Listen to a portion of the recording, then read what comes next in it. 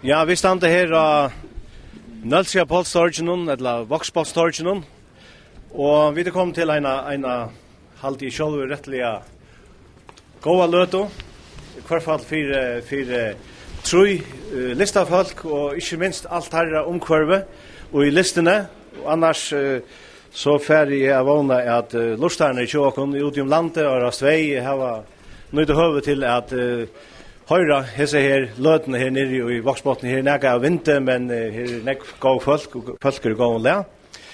Og det som vi kom til her, det er til at avduga hvor skal hava hese lista virusløn Milehusens i år. Og jeg halte jeg ferdig avduga da beina veien, så slipper vi fra at boja, og åren da vi kom så siden noen år. Og jeg har kjørst er at lista virusløn Milehusens 2019 skal færa til Siskjene, Susanno, Rio og Hans Torgar. Så vi gjør en klapp.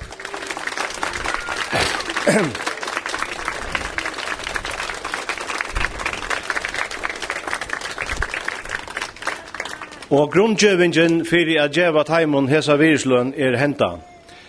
Siskjene, Susanna, Ria og Hans Torgar få lista virusløn Milehusens 2019 for tarra stora og slåbrådande virksomhet for det føreska leiklist.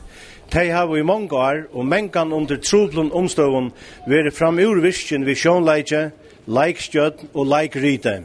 Og listalige arbeid herra har haft stor tøtning for det føreska leiklist og føreskan samleika.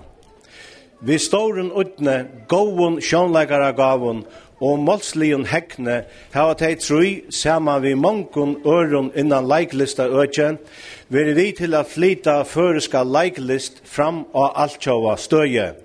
Susanna, Ria og Hans Torgar hava vi leiklistene djevu føresko avskåra fjöldene rykar og ågløymande opplivingar, samstundes som de hava veri vi til støvut at menna føreskan sjånleik som listagrein og i Färjön.